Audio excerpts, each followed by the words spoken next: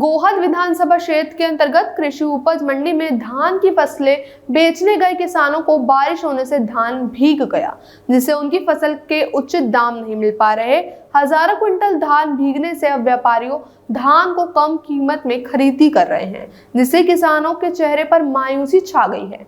वहीं किसानों का कहना है कि हम 3 दिनों से खड़े थे, लेकिन यहाँ फसल की बोली सही समय पर न लगाने से हम लोगों को अब बरसात होने का खामियाजा भुगतना पड़ रहा है। लेकिन धान भीगने से अब व्यापारियों द्वारा उनकी फसल औने पौने दामों में खरीदी जा रही है। इससे किसानों को भारी नुकसान का सामना झेलना पड़ रहा है। कितने दिन से आए हो? 2 दिन हो गए। बोली नहीं लगी अभी? नहीं लगी है बोली। फसल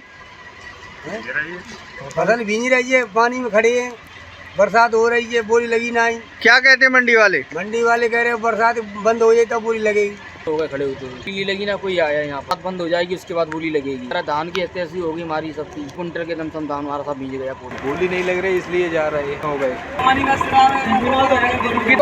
वापस होगा 3 से कितने को 19 ले रहा, को 17 ले रहा, पहले कम में कीजिए तो थोड़ा 17 रुपया। में जो टोलियां हैं, बरसात हो रही है इसलिए बोली लेट हो गई। बोली शुरू करा रहे हैं तो बोली पे व्यापारी पहुंच गए नहीं। शनिवार इतवार का तो अवकाशी था।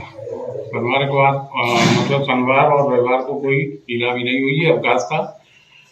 कल सोमवार को नीलामी हुई है, उसमें करीब 150 टोली बिकी थी। क्या होता है रात को 7, साढ़े 7, 8 बजे हम यहाँ से रहे, तब तक कोई शिकायत ऐसी नहीं आई।